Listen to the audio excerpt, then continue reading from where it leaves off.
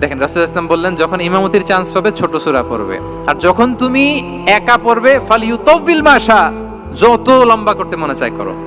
রুকু করো লম্বা, সেজদা করো লম্বা, কেরাত করো লম্বা।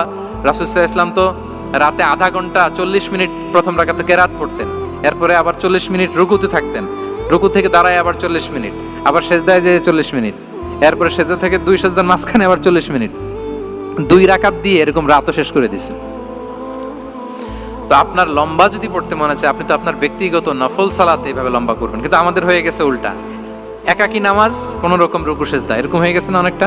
কিন্তু ইমামতির সুযোগ পেলে মাশাআল্লাহ, আল্লাহু আকবার, এইবার শুরু হয়েছে শাইখ সুদাইসির কণ্ঠে এই লম্বা করে। এখন পেছনে মুসল্লিদের কি কি দশা ওইটা আর আমরা খেয়াল করি না। না, আমাদেরকে অন্যের প্রতি সহানুভূতিশীল হতে শিখিয়েছে ইসলাম, কনসিডারেট হতে শিখিয়েছে, সুবিবেচক হতে শিখিয়েছে, যেটা রাসূল সাল্লাল্লাহু আলাইহি ওয়াসাল্লাম করেছেন।